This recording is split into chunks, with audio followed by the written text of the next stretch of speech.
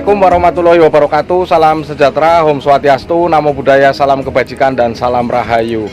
Sahabat semua, di belakang dari makam Pieter van de Poel yang dimakamkan bersama istrinya Susana Henrietta van Geslof, ada makam Belanda lagi sahabat semua di belakang saya ini. Dan makam Belanda ini juga kondisinya sudah sangat rungkut sekali dan nggak tahu ya ini marmernya ada atau enggak. Soalnya saya tanya-tanya sama penjaga makam yang ada di sini, marmernya juga nggak kelihatan karena sudah tertutup oleh rumput-rumput yang sudah sangat tinggi seperti ini sahabat semua. Karena mungkin makam ini adalah makam seorang pejabat pada zaman itu sahabat semua, dan mungkin ada hubungannya juga dengan Pieter van de Poel.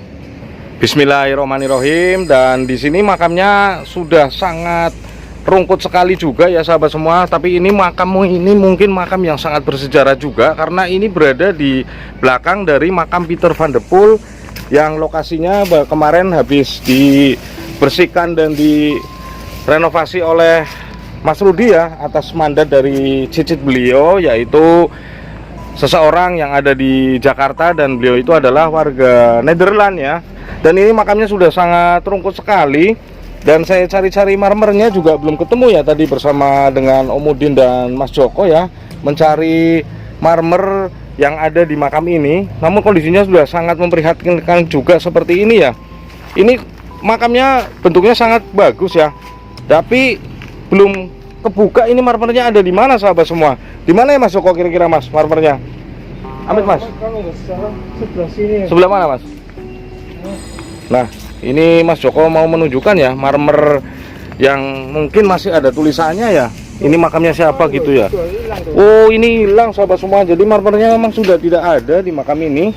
Jadi memang ini hilang berarti Mas ya. Udah nggak ada tulisannya. Kalau di lainnya nggak ada Mas ini Mas. Coba Mas di sebelah mana ya. Kita dibantu oleh Mas Joko ya sahabat semua. Karena beliau tahu ya letak makam-makam di sini yang bertuliskan jelas dan marmernya itu masih utuh. Biasanya kita menemukan ada di bawah-bawah tanah seperti kemarin itu ya, di makam-makam noni-noni Belanda. Dan ini makamnya kok kayak gantung ya Mas? Ya, bagus. Bagus ya ini makamnya. Ini makamnya gantung sahabat semua. Nggak kayak nggak nempel tanah gitu ya. Antik ini Mas, termasuk Mas. Kayak nggak terawat ya, kayak diangkat oleh tanahnya gitu ya. Dan ini makamnya ya ampun, bagus ini sebenarnya ya. Tapi seperti ini ya sahabat semua, sudah kondisinya rusak parah seperti ini. Dan ini makam yang bersejarah saya percaya, karena di sini berdekatan dengan makam dari Pieter van de Poel yang ada di sebelah selatannya ini sahabat semua, yang kemarin baru direstorasi.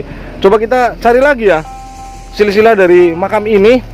Nanti kita lihat-lihat lagi sejarah-sejarah yang ada ya tentang makam ini. Namun memang marmernya sudah hilang, jadi susah ya. Jadi kita harus cari sendiri ya ini makamnya siapa gitu ya, dari literasi tempo dulu gitu ya. Dan yang aneh di sini tuh makamnya kayak terangkat sahabat semua. Makam ini kayak terangkat dari tanah, sahabat semua bisa melihat ya.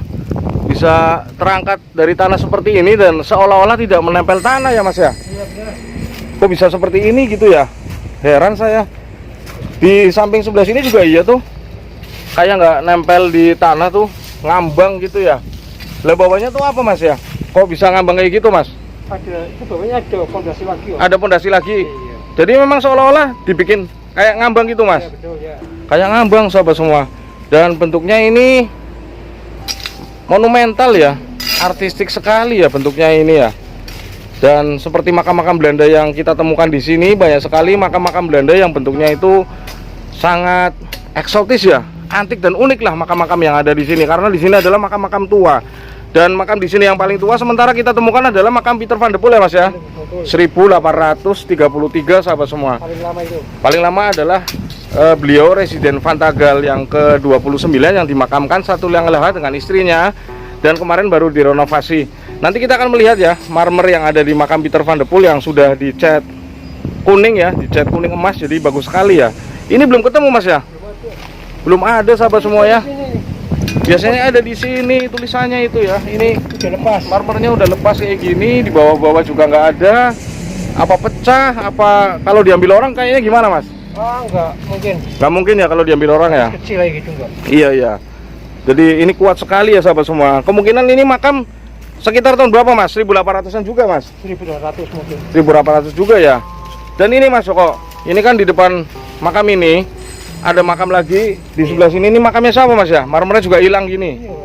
Nah, ini bentuk marmernya ada di sini ya. Lokasinya ada di depan makam yang ngambang tadi ya sahabat semua. Makam bisa ngambang kayak gitu, saya juga heran ya. Ini udah lepas. Dan ini juga marmernya sudah lepas ya, sudah nggak ada ya. Makamnya sudah sangat tua, namun kondisinya kurang diperhatikan. Padahal ini kemungkinan ya, kalau ada warga Belanda dari Duta Besar Belanda atau warga-warga Belanda yang mengaku saudaranya, lihat dari literasi, mungkin beliau akan berkunjung ke sini dan akan membuka lah ini makamnya siapa gitu. Karena ini adalah aset bersejarah dan bukti-bukti sejarah kolonial pada tahun 1800-an Masehi sahabat semua. Bangunannya kelihatan sekali adalah bangunan tua, dan di atas ini mungkin tadinya juga ada tugunya ya Mas ya. Ada tubuh nih. Nah, di sini tadinya ada tugu juga, namun tugunya juga udah hilang ya, jatuh dan karena kemakan usia gitu ya. Kalau masalah diambil-ambil sama orang gimana Mas Joko? Aduh, nggak ada. Nggak ada ya, pengambilan marmer, pencurian di sini nggak ada ya? Nggak ada. Dijaga semua ya? Jaga selalu. Kalau berita-beritanya itu berarti palsu ya, isu ya? Isu. Isu sahabat semua, tidak ada pengambilan makam, pengambilan harta karun yang ada di makam-makam Belanda di sini sahabat semua. Sebenarnya ini masih bagus sekali, jadi nanti juga ke tahap-tahap berikutnya akan kita beresi juga makamnya ya. Karena makam-makam ini adalah bukti sejarah sahabat semua tentang kolonial Belanda. Dan di depan makam ini adalah makam beliau Pieter van de Poel yang dimakamkan bersama istrinya Susanna Henrietta van Gesloff. Kita akan melihat ke depan ya, tulisan yang sudah diwarnai kemarin dan sekarang sudah jadi, bentuknya sudah sangat bagus sekali seperti ini. Sahabat semua bisa melihat video-video saya yang lama, bentuknya belum seperti ini ya. Sekarang sudah ditulis dengan rapi dan bagus serta lebih jelas.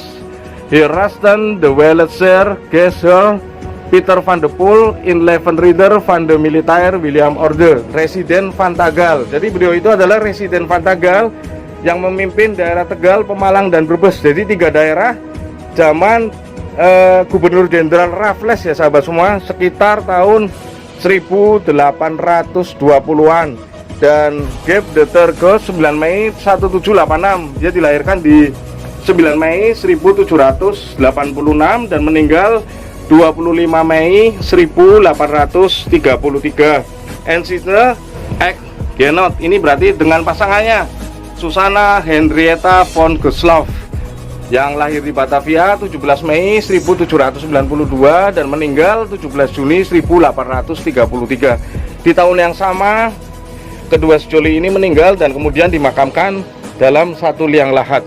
Dan sahabat semua, di depan makam ini adalah makam beliau ya, putranya ya.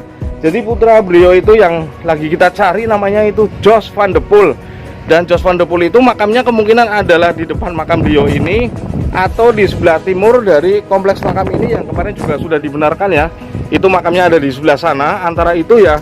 Dan satu lagi kita menemukan makam yang bentuknya sama dengan makam dari Pieter van de Poel ini. Bentuknya seperti ini, ada di makam yang seperti hutan sahabat semua, dan lokasinya ada di sebelah timur dari makam noni-noni Belanda yang besok akan kita restorasi. Itu adalah makam noni-noni Belanda. Kemudian di sebelah sana kita menemukan makam yang mirip dengan makam dari putra Pieter van de Poel. Dan sahabat semua, bagi teman-teman atau sahabat-sahabat semua yang tinggal di daerah bumi Jawa ya, kita mencari makam dari keturunan Pieter van de Poel ini, dan beliau itu adalah putra dari Jos. Jos ini adalah putra dari Pieter van de Poel dan beliau pernah menjadi residen Pekalongan saat itu sahabat semua. Dan Jos ini, wassalamualaikum warahmatullahi wabarakatuh, salam rahayu.